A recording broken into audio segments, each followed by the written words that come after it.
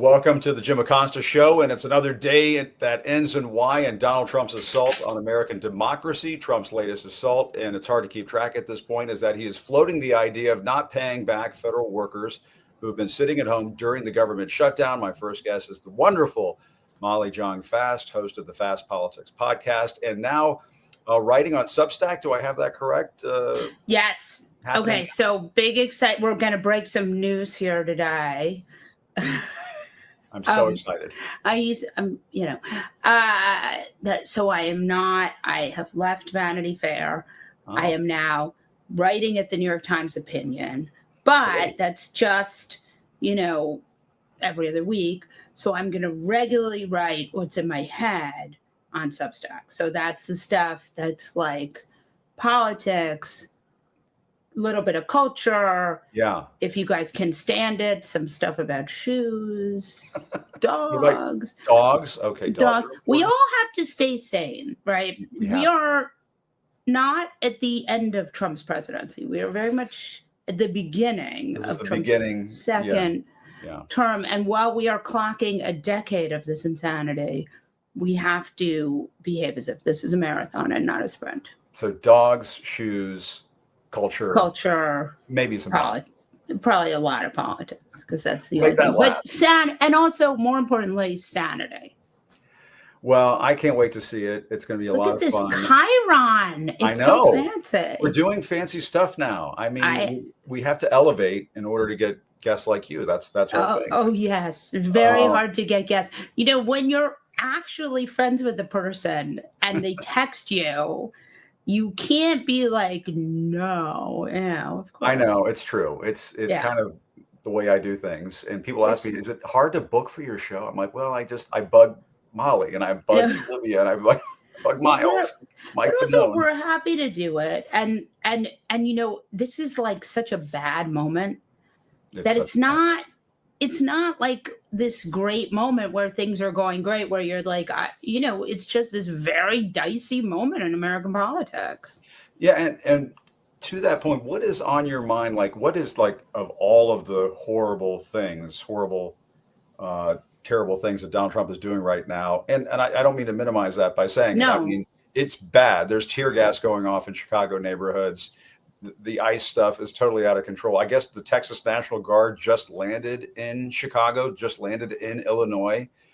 And, Stephen Miller sounds nuts. But I mean, we have a shutdown that Trump apparently has no interest in solving. And you have Sam Bondi not answering any questions on Capitol Hill. Where do we go? I want to volunteer something on this shutdown, because I actually think Democrats, and I was very hard on Democrats because of, I wrote about it. I wrote in the Times this week about how Democrats should be, if they're going to have to choose between being strong and wrong and being lawyerly and cowardly, that they should pick the latter rather than the former and not worry so much about being wrong. And that's a Bill Clinton quote from 1992.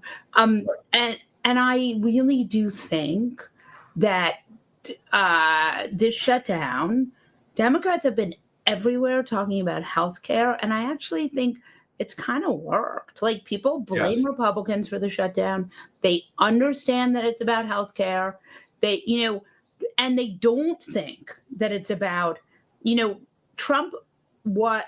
I think we often forget just how unpopular Trump is and how much of a lame duck he is, because we're seeing him just do things so quickly and in such an erratic way that it feels like he's sort of the great and powerful Oz. But what I thought was so interesting about this moment was actually Democrats did a pretty good job. And now it doesn't, they're all mad at me because of the piece I wrote this weekend, but that's okay. But that's okay, because I actually think I've been pleasantly surprised about the messaging on this. I think it actually kind of worked. Yeah, I think it has to some extent. I will say, and this has been what I have been doing on my show, what I've been saying and writing about, And sometimes you and I have to get together so we can talk about what we've been saying. Right, but Is then I that have to go Democrats to should be Washington, D.C. I'm trying to wait until 2026. no, but Until I think Democrats Democrats should be control doing more Congress. than going for healthcare. I think that something has to be done about these ICE raids and Right. militarizing the police, sending them into cities. So it looks like apocalypse now, and Christy Nome tweeting out these crazy videos and so on. I don't know how you formulate that into a bargaining chip, Right. but it seems to me that just going for Obamacare subsidies to me is not It's a enough. mistake. I think it's a mistake too. Yeah. I mean, Uh, so yeah. the idea, so what you're saying is that voters can walk and chew gum, that they can understand that Yeah. both democracy is in trouble and Republicans are not going to do anything on inflation. Yeah. And I think voters get that. And like when you look at the polling, again, polls, very blunt indicator. And also remember, so much of polling is how the question is asked. But I do think when you look at the polling, people really hate like the guard rolling into their cities or even Really? their states. Like they really don't like that. I mean, this is part of Trump's, like the good news and the bad news about Trump is that he's done this all so quickly that it's not like, for example, when Putin did this in Russia, A, Russia hadn't been a democracy for very long, and B, he sort of took his time and made sure, he did do it, but he Very tried to do it methodical. right in a way like Viktor Orban, where he didn't scare people and that's not what's happening here at all. If anything, scaring people is part of is part of this sort of troll culture. So I do think that ultimately kind of does undermine him. Yeah. And let's play a little bit of what Trump was saying earlier today, because to me, I mean, we have to get into what is going on in his head, because I mean, you and I were talking about Lawrence O'Donnell before we got started here. I think Lawrence has been on top of this pretty much better than everyone. But let's play a little bit of what Trump was saying earlier today and talk about it on this side.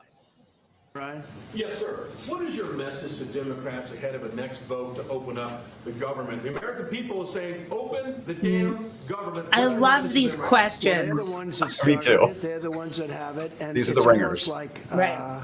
a kamikaze attack by them. You want to know the truth? This is like a kamikaze attack. They almost, they have nothing to lose. They've lost the elections.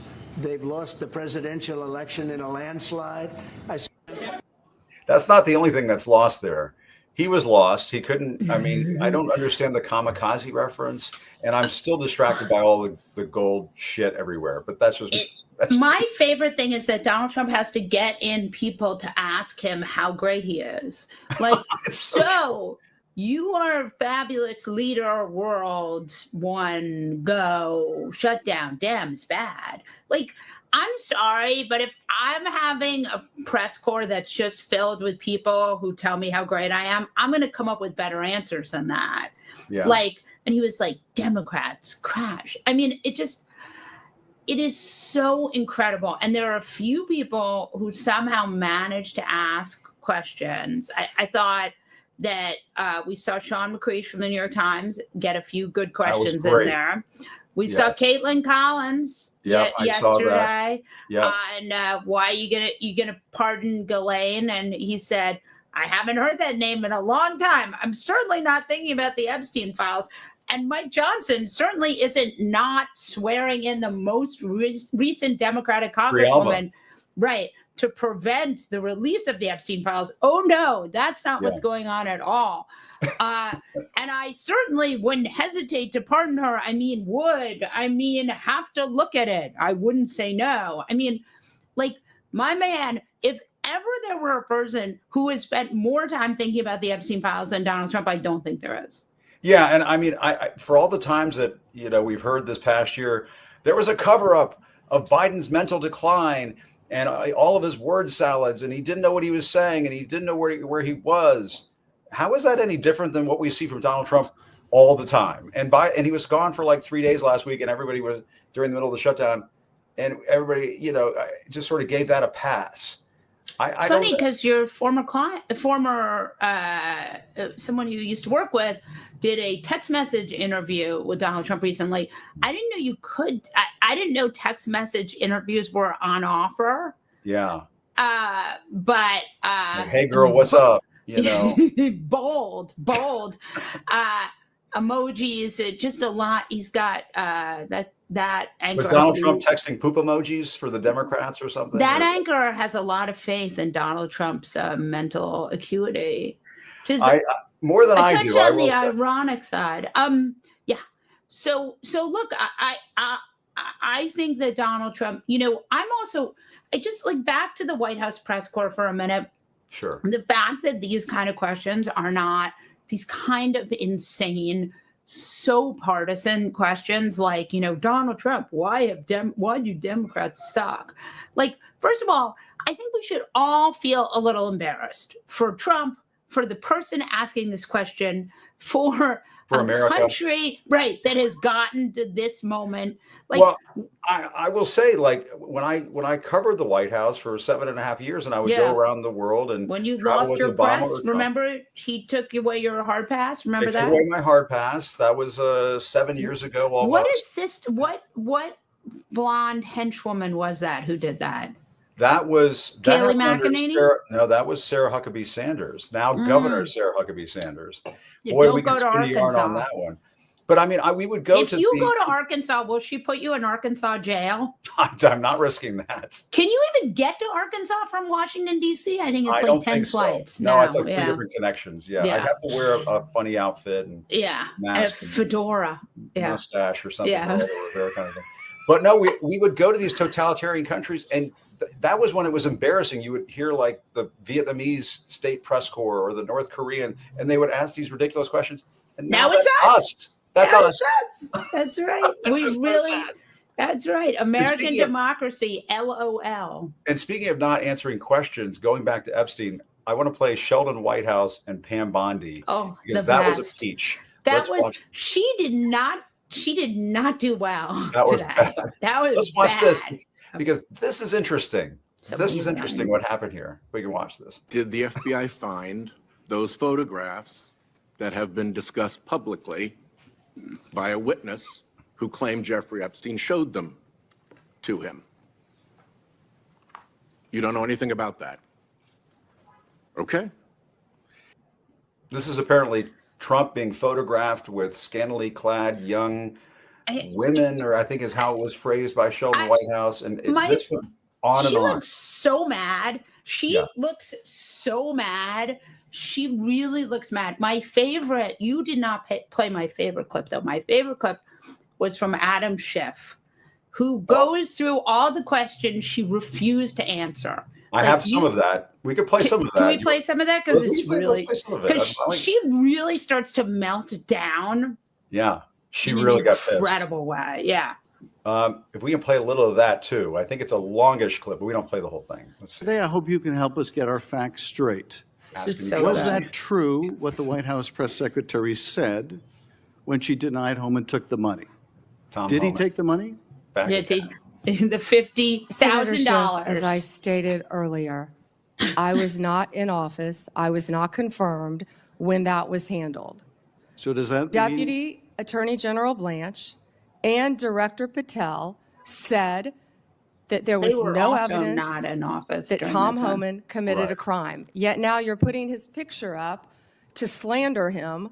No, I'm putting his picture up showing an interview he gave with, I think, Fox, in which he was asked explicitly about these allegations that he took a $50,000 bribe. And he refused to answer. He said he didn't answer the question whether he took the money. So I'm asking you the question. Did he take the money? Senator Schiff, I answered that question multiple times. How is that slandering him? And frankly, Fox. Well, I don't think, with respect, I don't think you did. But in case I just didn't hear you, what is the answer? Did he take the money?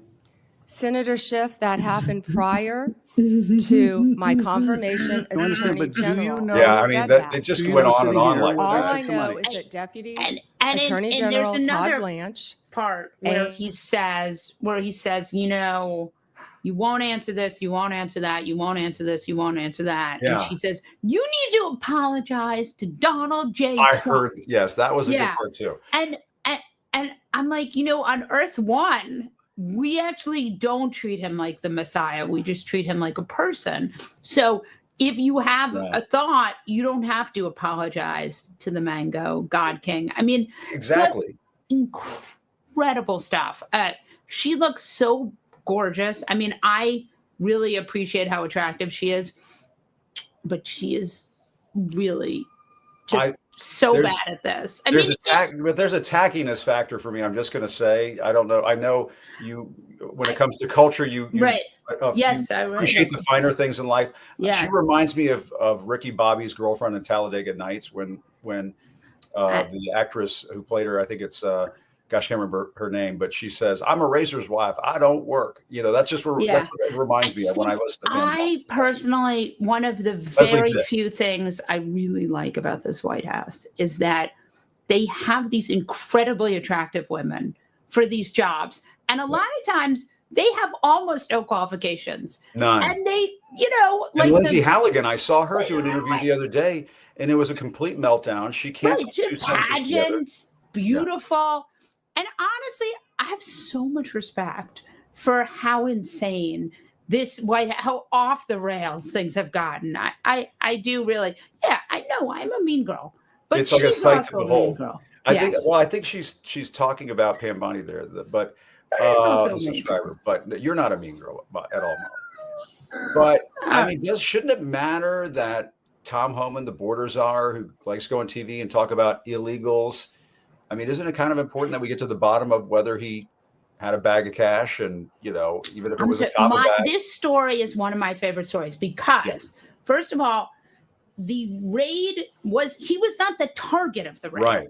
So they were going after someone else, and Tom Homan was like, "Oh, I'll take $50,000 in cash." So, like, imagine how criminal you have to be to wander into somebody else's FBI investigation. Number one, not so easy. Number two, he then he refuses. They clearly have audio. We know they have audio, right? Because there's all different answers about where they have audio. They refuse to ever give out the audio, right? So, okay, whatever's happening with that. And then my favorite part is the Biden Justice Department decides not to pursue it because the Supreme Court has said, what are bribes? Yeah. What are crimes? If you get a bribe after you've done something, it's merely a gratuity. They defanged the whole thing. Yeah. Exactly. So I just want to say, like, on Earth One, where you and I live, like, bribes are illegal. And they're bad. The Supreme Court has completely lost its mind. They have completely lost their mind. And they're the ones that I'm the most worried about these days, besides Donald Trump. The lower courts have been kind of our salvation. Over in that Portland situation, Trump tried to send in the National Guard. A Trump-appointed federal judge, came out and said, we live under constitutional law, not martial law. And then Stephen Miller, I went off on this on my show yesterday, said this was legal insurrection. Trump was talking about using the Insurrection Act. In what world, maybe they're on Earth too, but in what world are they allowed to even use the word insurrection? I'm sorry. This pisses me off. Here's the thing about Stephen Miller. He spends almost all of his time on Twitter. Yes. In Trump 1.0, Trump was on Twitter all the time. Now Trump, mostly just Truth Social. He definitely is a lot quieter, a lot more tired. There's a secession jockeying going on. You know, is it going to be right? Is it going to be Hegseth? Is it going to be J.D. Vance? Is it going to be Marco? It's never going to be Marco. In case you're wondering, this is really Marco. It's never going to be you, baby. Never. They ain't gonna let that happen. No way. But there's a succession battle going on. Maybe it'll be Eric. Like, we don't know how it's going to go. But the people who are the most ambitious are really online all the time, and that's Stephen Miller. It's never going to be you, Stephen Miller, and J.D. Vance. And they are just posting up a storm. Yeah. Well, and Stephen Miller, he sounds insane. He literally, I mean, more than Trump, more than any of them, more than Pam Bondi. I just think a little bit of Prozac. And did you see what Katie Miller said about? She said something that he was a sexual matador. Did you see that thing? Yes. I feel bad even bringing that up on streaming. Sorry, streaming Listen, audience. all I want to say about Katie Miller is the whole idea that everyone needs to be an influencer, that everyone is just gonna have shows and they're gonna be famous. It's like Andy Warhol, but 100 times worse. Like, it is so bad. Like, you can't make it that accessible, right? It's just, well, it's also like, the other thing is that it's just like, it's more than we need. It's really more of the Miller family than we will ever need. It is way more than we're ever going to need.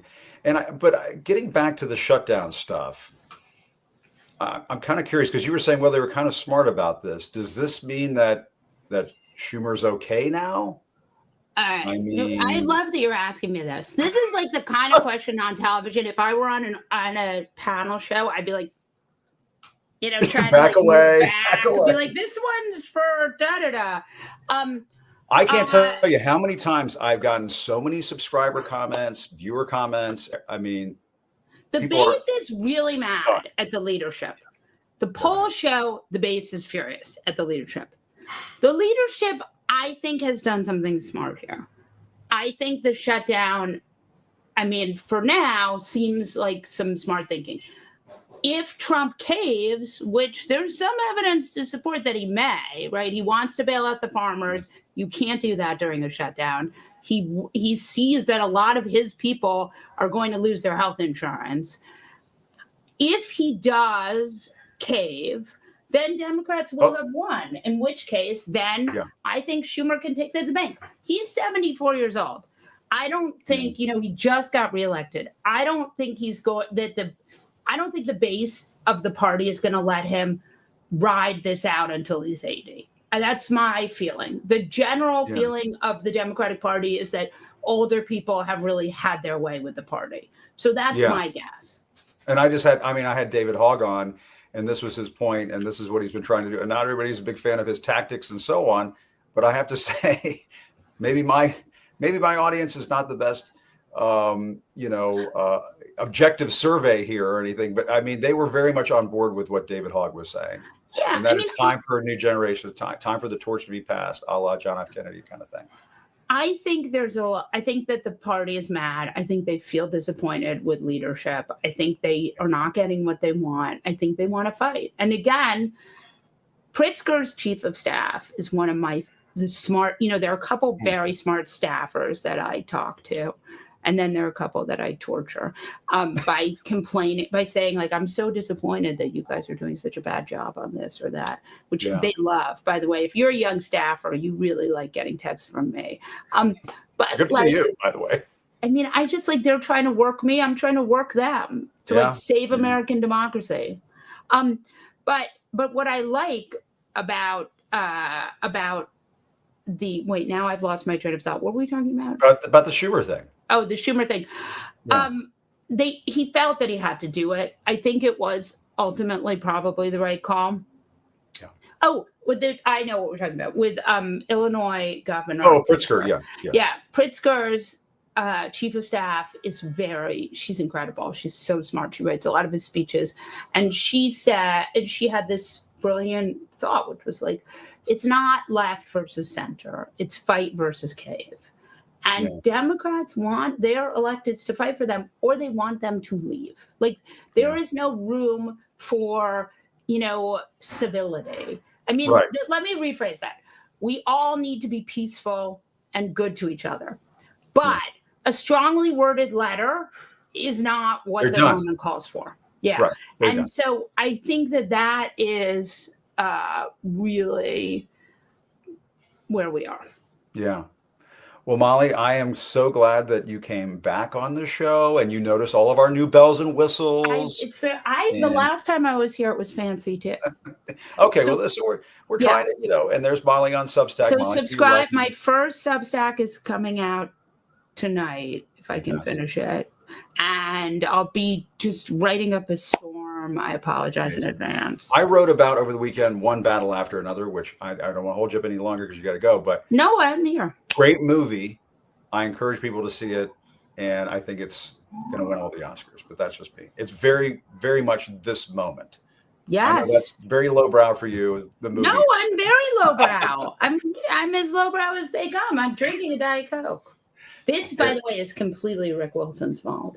That is a Rick Wilsonism, but I you know, and it's so annoying. Can I just tell you the most annoying thing? It's like when I talk to him now, he's like, "Oh, I'm down to just one a day," and I'm like, "You got me hooked." It's like you're a crack dealer. It's when you buy them at the store that you feel bad about yourself. That's when I'm like, because my old place, we had them for free, and I would just go grab them, and I wouldn't feel bad. But when I go to the store and buy them, I'm like, I should be buying this, you know.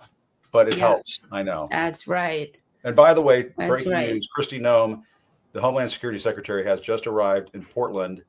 So, thank goodness. Maybe she'll post some more. Yeah, I long to hear about Corey Lewandowski. Oh my goodness. Yeah. We need to, we'll continue to pull on that thread and see where it goes. But yes. Molly, great to see you. Jim Acosta, thank you. Love you as always. Thank you so much. You're the best. Subscribe. Take care. That's the wonderful Molly Jong Fast. I'm always happy to have her on. And we goof off probably a little too much. So I want to thank the viewers for that. In the meantime, I do want to mention something that was very interesting that I learned earlier today, and that is New Jersey Senator Andy Kim met with members of the National Guard here in Washington. And he had some very interesting comments about this. He said that there were members of the National Guard who confided to him that they really don't know what they should be doing when they're deployed to places like Washington, D.C. Had a chance to speak with the senator. Let's take a look. And joining me now is New Jersey Democratic Senator Andy Kim. Senator Kim, thanks for joining us. I guess we can just jump right into this. The shutdown, it seems to be grinding on. What's your sense of things at the moment? What's at stake? Well, there's a lot at stake right now, both in terms of just the immediacy of getting our government back open. And I say that as someone who used to be a federal government employee, a civil servant that worked under multiple shutdowns. We got to get people back to work, get our government up and running. But also in terms of just the millions of Americans that are struggling with affordability right now and just wondering, what is the government trying to do to be able to help us?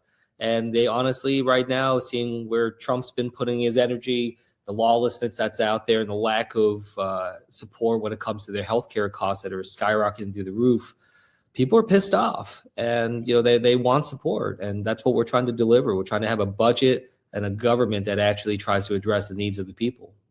Yeah, one of the things I guess we saw Trump yesterday say that maybe he was willing to work with Democrats a little bit on healthcare, on these Obamacare subsidies and so on that you guys have been talking about as a condition. Yeah. And I guess my question is can you trust him? Because the Republicans are saying you got to reopen the government first, and then we'll talk about healthcare. But I mean, how can you trust him? Well, I hear congressional Republicans say a lot of things, and then as soon as Trump makes a decision, they fall in line. So, look, we have to engage with Trump here. When Democratic leaders met with Trump in the Oval, when they told him about the challenges that American people are facing with the ACA and the marketplace costs that are going to go through the roof, Trump said back to them, "Oh, that's gonna be bad for me," is what he said. Yeah. I mean, look, set aside the fact that he's talking about himself and not about just the challenges that millions of Americans are facing. I think Trump understands that he is on the wrong side of this issue, that nearly 80% of Americans support this kind of support, an extension of support for healthcare costs that millions of Americans are going to face, that we're entering a absolute catastrophe and a crisis right now. So I think the American people see that. The whole country is talking about healthcare over this last week. I think the message is connecting, and Trump feels it. I thought even Speaker Johnson feels it. He was speaking yesterday saying, "Oh, I care about healthcare. I want to fix healthcare." The problem for Speaker Johnson is that the problem that he's trying to solve on healthcare is he thinks too many Americans have it, and he's trying to reduce the number. But I think with Trump, I think we can hopefully keep the pressure on and get him to change his mind, as he's done many times in the past on different issues. And on all the congressional Republicans will fall in line then. Yeah. And I guess you had an opportunity to talk to some of your constituents, some of the folks in New Jersey about this at a diner, very New Jersey. Let's take a look at some of that video. This is a video that the senator himself put together of him talking to some voters and constituents about the importance of healthcare. Let's take a quick look. I'm hearing a range of responses from my constituents. You know, some that are just like, look, like you have to stand up against X, you know, and whether that's like, you know, healthcare cuts or broader lawlessness, and you can see there's a range there. You know, some people are concerned about, you know, and say this is, you know, an existential threat moment to our democracy. Others are more, you know, focused in on healthcare cuts and whatnot. Some are on the complete opposite, right? And I think the challenge that I'm facing is that, like, look, I'm also one of the very few in the U.S. Senate and Congress that served as a federal government employee. And I want to be mindful as well that, like, some of these constituents might have very legitimate concerns, but it's not their pay that's getting withheld right now. You know, and they may have other things that they're being affected by, but, you know, how do we just continue to make sure that we're... Yeah. So what did you hear from those folks? What was the feedback you were getting? Yeah, well, you know, that group in particular, that was a group of federal employees, and I really wanted to make sure I heard from them. As I mentioned, I was a career public servant. I worked through 2 different shutdowns, didn't get a paycheck despite showing up to work every day. I wanted to make sure that they felt heard and seen. And honestly, what I heard from them, they said that they feel targeted, not just now. They said since this administration has come in, one of them told me that they literally wake up every morning feeling like they're being seen and targeted as the enemy. They talked about the attack, the shooting that happened at the Center for Disease Control just a couple weeks ago, and just how unnerving that was, you know, in terms of federal employees. So, and then, you know, this threat for mass firings and other things, you know, it just compounds. So it's just challenging, you know, when we see an administration taking action to shut down the government, claiming that they didn't want to shut it down, but are gleefully talking about how they can use this moment to cut programs and cut, you know, government employees and fire them. You know, cut programs like, you know, the Gateway Tunnel project in New Jersey, which is absolutely essential. It's going to affect hundreds of thousands of families in my region in terms of jobs, millions in terms of commuting. And this administration is perfectly happy to inflict punishment on the American people for political retribution. So that's one thing that I heard. The other thing I heard was about healthcare in particular. I had another group of people, and there was one woman who was an independent voter, and she said something that I thought was really poignant. I asked her, is there something that, if you had a chance to say something to Donald Trump and to these negotiators, what do you want to tell them? She said, I would want to tell them that this is our money. You know, this is the American people's money. This is not Donald Trump's personal bank account. You know, this is for the American people. And I think that that's really important, especially when you see this lawlessness and this retribution like the Gateway Tunnel project. You know, like Trump is weaponizing our budget, our government, our executive branch to inflict punishment upon those that disagree with him. And we see this very front and center when it comes to this shutdown. And people didn't like it. Honestly, I think it's going to backfire. I really do think that Trump, because of what he did on this Gateway Tunnel and holding back the money, I think he just lost the governor's race for the Republican Party here in New Jersey, as we're one of 2 states that has a governor's race right now. I think people are sick and tired of this mafia tactic, you know, mob boss efforts that they're doing. And I think that this is really backfiring. I think they feel it now. Well, and that's why I kind of wonder, and I've heard this from a lot of my viewers and subscribers, is that, you know, they want Democrats in the House and the Senate to fight. I mean, maybe they don't know exactly what that fight should be, but they want them to fight harder. And I wonder, you know, I talked to Senator Chris Murphy about this the other day. I've talked to others. You know, should Democrats be asking more at the bargaining table in terms of reopening the government? What about these ICE raids that seem to be out of control? What about these these scenes that we're seeing where the Trump administration is basically militarizing ICE and sending them into places like Chicago and Portland, and sending in the National Guard into places like Washington, D.C.? Should Democrats be asking for more than just help on healthcare? What do you think? Well, look, we are. I mean, I literally just a few minutes ago just got back from the Washington, D.C. Armory, where I went to spend all morning with the National Guard there, understanding, the challenges that we're facing as a district right now. And look, I mean, going there and being able to engage, what I came away with is, first and foremost, they have no idea when this is going to end. They're spending $1.3 million a week on this right now. And they have been given no clear metrics from the Secretary of Defense in terms of what they're trying to accomplish. I asked them, how are you measuring success? And they're like, we don't know. We haven't been given any clear guidance of what we're trying to do here. This is clearly something that is more performative. This is about, Secretary Hegseth getting to play a part. And we see this now, all over the country where, Stephen Miller is literally trying to use our National Guard and law enforcement to try to bait Americans into, causing some type of uprising or riot, so that he can then call for the suspension of habeas corpus and come on in with national force. I mean, he's literally trying to set us up for a national crisis. So look, we are fighting back on that. When it comes to this fight right now with the budget, look, I do think, as someone who, ran for Congress during the 2018 midterms, being able to have that clarity of focus when it comes to what we're trying to hit at them. And this is something, again, that, nearly 80% of the American people understand the importance of taking action to lower healthcare costs right now. The message is breaking through. It's something that clearly the Republicans don't want to talk about. Otherwise, Speaker Johnson would have, the House in session right now. But the fact that half of Congress right now is not even here. And the reason why, I mean, like, this better than I do. You talked with a lot of these people. There are at least 10 Republicans in the House of Representatives that a month ago said that they support extending ACA subsidies. They supported it. They actually introduced legislation on it.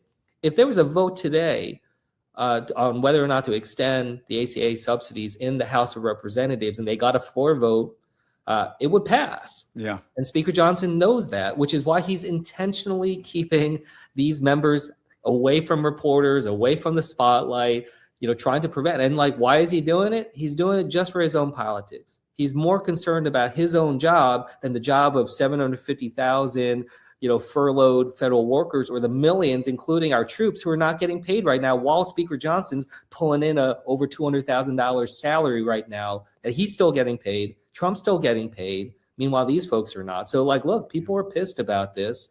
And I think that message is resonating. I think we need to keep our foot on the gas. And I think we can win this. I think we can get healthcare for millions of Americans. And that'll give us a momentum to be able to push forward. I think if we, if we get, a deal here and get healthcare for millions of Americans, we win the governorship in Virginia and New Jersey. We're entering with a lot of momentum to show people that we are actually the ones that are trying to solve these problems that Trump has not only ignored, but made worse in terms of how much more expensive things are than they were this time last year. Yeah. And I mean, speaking of threats to democracy, people are pissed about this too. I mean, Trump was telling reporters just yesterday that he would consider utilizing the Insurrection Act. And this is a law from 2 centuries ago, to go around court rulings restricting his orders to send the National Guard into places like Portland and Chicago over the objections of the local officials there. What can the Senate do? What can Democrats do to stop that? Because it seems to me if Trump tries to use the Insurrection Act, I think the threat to our democracy is going to be very severe at that point. Yeah, I mean, look, it's already severe. And what we're seeing already is so alarming. I used to work as a civilian, embedded with the military out in Afghanistan. I worked in Iraq. When I heard the story about how there was Black Hawk helicopters being used in Chicago, literally just about maybe 12 to 15 blocks from where I used to live on the south side of Chicago, that they were being used for ICE agents to rappel out into an apartment building. I mean, the idea that we're using this equipment that I saw out in Afghanistan and Iraq, we flew in these for missions. Now it's being used in our own cities, above our own communities. Like, I just find that to be appalling. I think it is unacceptable. So we're already seeing that. And yes, Trump wants to take it even further, which is why they are intentionally trying to incite unrest around the country. I mean, look at the social media posts that he continues to push out there, what Stephen Miller is constantly talking about. There's reasons why Stephen Miller uses the words about insurrection and civil unrest. Is like, those are the words that he would need to use to justify a suspension of habeas corpus. So yeah, yes. but I mean, aren't they the ones who tried to do an insurrection? I mean, I pointed this out to our viewers. I mean, it's kind of rich coming from them. Donald Trump and Stephen Miller talking about the Insurrection Act, calling people insurrectionists. Stephen Miller referred to that judge's ruling blocking Trump from sending in the National Guard to Oregon as legal insurrection. I mean, give me a break. I mean, that was my reaction. Your thoughts? I mean, look, though, they're intentionally using the language about the enemy from within. This is a war from within. Trump gives a speech where he talks about using American cities as training grounds, and we see that right now. Like, this is so far beyond. I hope the vast majority of American people, including those that may have supported the president, I hope they've seen that this has gone way too far. This is well beyond anything that can be legitimately used as saying that they need this to be able to, try to get order back in the streets. And as I said, I was just there engaging with some of these National Guard that Trump activated in DC, and they're like, we don't actually even know what we're supposed to be doing and what metrics we're supposed to be engaged in, because again, it wasn't actually about dropping crime or whatnot. It was about photo ops, and it was about just a power play of domination by Trump and Hegseth. We're showing video right now. I mean, they were using tear gas in a Chicago neighborhood last week. Tear gas. I mean, right in front of people's homes. Yeah. I just can't imagine being in that neighborhood experiencing that. Yeah, look, so, they're from the federal down to the state level. I mean, I saw the legal actions that are being taken in Illinois. These are all the different tools that we need to be mobilizing. And yes, look, do I wish we had more levers, more tools, more actions we can do? Yes, but we're going to use, and we need to use everything to the absolute maximum and be able to showcase to the American people, just what is at risk here and why it is so badly that we need checks and balances restored. We need to make sure we have a governor in New Jersey that's going to actually stand up to Trump. And we see, for instance, Jack Ciattarelli on the Republican side. He's somebody that said that he can't think of a single thing, not a single thing that he disagrees with Trump on. Said that he would not sue the Trump administration if there were some actions that he took in New Jersey that we didn't like. I don't want that. As governor representing my family. And so the elections have these consequences, and we need to make sure that people understand what the consequences will be. Yeah, I was going to ask you, how do you think Mikey Sherrill is going to do in that race? She's the Democratic candidate there. She was a member of Congress in the House. For a while there, I think she was pretty heavily favored in the race. It looks like the race has tightened somewhat, but I'm just curious what you think. I came into Congress with Mikey Sherrill. I mean, she's someone that's served our nation as a Navy helicopter pilot, somebody who understands law enforcement, someone who has been serving in Congress through this difficult time. She's definitely up to the challenge. I want her to be the governor to my family, to the state that I represent. And I think Jack Ciattarelli would be an absolute disaster, especially because he's literally just someone that'll take orders from Donald Trump. As I said, I think Jack Ciattarelli's only chance of even coming close to winning this is if the race flew below the national radar, which it just isn't anymore with what Trump did. As I told you, I think Trump really lost this race by attacking the Gateway Tunnel. Something that has literally been the most unifying policy issue in New Jersey over the last decade. Literally everyone supports that. And for them to use like this mafia mob boss tactic of withholding money because he wants to get back at political leaders, Schumer, Hakeem, and others. People don't like that. They don't like that at all. It disgusts them. And it's nationalized a race. I think Jack Ciattarelli is just going to putter on, but he knows it's over. But look, we have to run through the tape and, do everything we can. I always say, you run like you're 1 point down and you just give it everything you got. And you've got to make sure that the base is excited, that they're mobilized. Do you get the sense that that's going to be the case this time around? Because I think that might have been what hurt Vice President Harris in 2024, is that there was just, it lost that energy right at the very end. And Trump what was I'll say, able to I've been pull it out, crisscrossing the state, before this shutdown happened. Now we're here trying to, do the negotiations. But when I was going around the state earlier, what I will say is, like, look, I think people see the challenges that we face right now. Excited is not necessarily the word that I would use. I would say that they have resolve. They know what they need to do.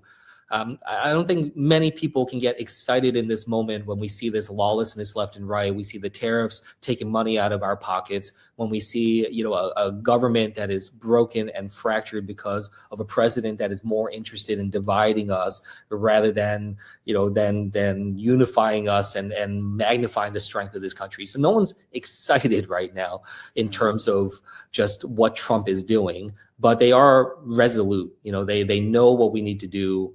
We know what we need to move forward on. And look, with Mikey, like, they see somebody there who has served her entire career, someone who served under both Democratic and Republican presidents. Someone who understands that core. And she's a mom of little kids too. Most of the early conversations I had with her when we came into Congress was just like, how do we do this as parents of young kids? But people like that. They like that they can relate to that. They engage in that way. So she's the right leader right now for New Jersey, and Jack is certainly not. All right, Senator Andy Kim, we covered a lot of ground. Really appreciate your time. Thanks so much. Hope we can do it again. Yeah, thanks so much for having me. All right, good to see you, sir. Thank you. And I thought it was really interesting there what Senator Kim was saying about what he's hearing from voters, a sense of being resolved, that they're resolute, that they kind of know the assignment, I think is what he was getting at, and that voters in New Jersey, and we have another election in Virginia just outside here in Washington, D.C., governor's race there, Abigail Spanberger, running against a very far-right Republican, Winsome Sears. That race is not likely to be very close at all. Spanberger is expected to kind of win that in a walk. But in New Jersey, it could be a little tighter. We'll see. There have been some recent polls that have showed that race tightening. But I'm hoping that voters are resolute. I'm hoping that voters are going to show some resolve. I'm hoping that voters have not succumbed to what I've described as Trump depression syndrome, where you get so down in the dumps that you just say, oh, well, that's it. I can't take it anymore. There's nothing I can do. What can one person do? I mean, look at the people who are in power. They voted, they got into power, and look at what they're doing to the country. And if you need something to help you stiffen your spine, I will just once again show the video that we've been showing for the last couple of days. Tear gas in a Chicago neighborhood. Tear gas in a Chicago neighborhood. Do you want this to come to a community near you? That is the question that I think people need to be asking right now. I don't know if we can show that footage again, but we were showing it to Senator Andy Kim. But this crazy, this batshit crazy footage. Tear gas. I mean, look at that. It was a beautiful day apparently in Chicago. People probably had their windows open. Can you imagine tear gas coming into your home because you have these ridiculous militarized ICE agents who are totally out of control, setting off tear gas in neighborhoods? And the news has just come down in the last several hours that members of the Texas National Guard have arrived in Illinois. The Homeland Security Secretary, Kristi Noem, has arrived in Portland. Donald Trump was telling reporters that he's painting a picture of Oregon going up in flames, that Portland is somehow under attack from within. It's delusional. It's crazy. It's bizarro world stuff. I don't know. We can show that video again of him in the Oval Office with the Prime Minister of Canada. All that gold shit all over the walls of the Oval Office now. Is he getting high on these fumes? Have they messed with his brain? Have we checked to see if it's lead-based paint there in the Oval Office? That cheap, crummy, crappy faux gold stuff that they put everywhere in the Oval Office. Is it somehow infecting his brain? Because every time he opens his mouth these days, it doesn't make any sense. And it seems to me that what's taking place right now is that the National Guard, the Department of Homeland Security, they're responding to the whims of a madman. They're responding to the whims of somebody who's completely lost it, who surrounded himself with sycophantic reporters shouting out ridiculous bullshit questions. He surrounded himself with all of this crummy gold decor, faux gold decor. He's created this fantasy land in his mind that he's somehow America's dictator. But as I've said on this show, and I'll say it again, he's a dictator wannabe. And the difference between a dictator and a dictator wannabe is us. And that is why the voters who are going to the polls in these special elections, the voters going to the polls in these gubernatorial races, you can't succumb to what I call TDS, Trump Depression Syndrome. You can't succumb to that. You have to show resolve. You have to be resolute, because look what is on the line. Look what's at stake.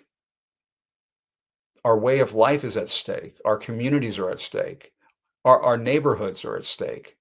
Do you want the National Guard from some other state, from some red state, to come into your community and start setting off tear gas?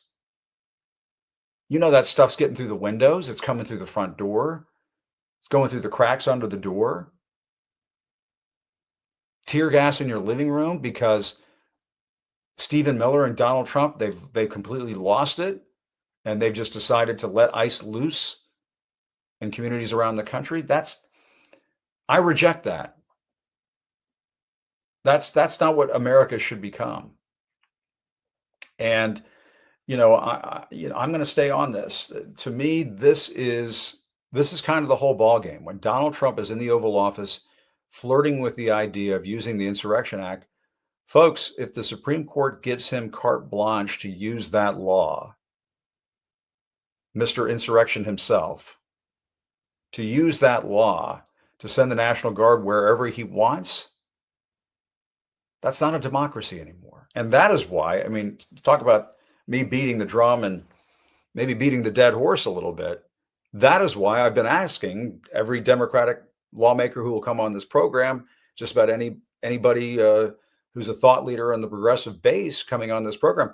I think it's an important question. Are Democrats asking for enough in these negotiations to reopen the government? Because it seems to me the healthcare is very important. There's no question about it. And tactically, it might be the right move.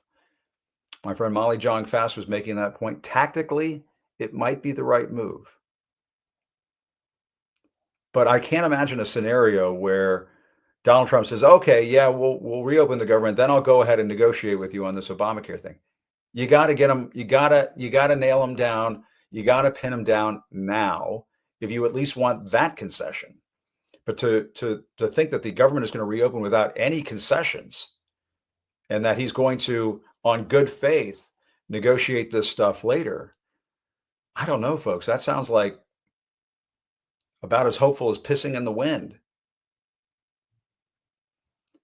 And it seems to me there's a lot more at stake right now, and there's a lot more to be asking for at the bargaining table. And perhaps it's time for Donald Trump, instead of inviting Democrats into the Oval Office to try to humiliate them with Trump 2028 hats, maybe it's time for him to go to the other end of Pennsylvania Avenue and talk to the Democrats on their turf and let them say, we need more than what you're offering. We need more than what you're selling, man. Because what he's selling right now doesn't sound like America to me. Doesn't look like America to me. My thanks to Molly Jong Fast. My thanks to Andy Kim. My thanks to all of you for watching. Really appreciate it. I think just a little programming note. I think tomorrow morning, Wednesday morning, we're going to be doing some live coverage of the former FBI director, Jim Comey, showing up at the courthouse in Northern Virginia for his arraignment hearing. We're going to try to have some live coverage of that. So stay tuned for that. I'll keep you posted. I'll send out some social media notes to keep you posted on all of that. But in the meantime, still reporting from Washington, I'm Jim Acosta. Have a good evening. Thanks for watching. I'll see you next time.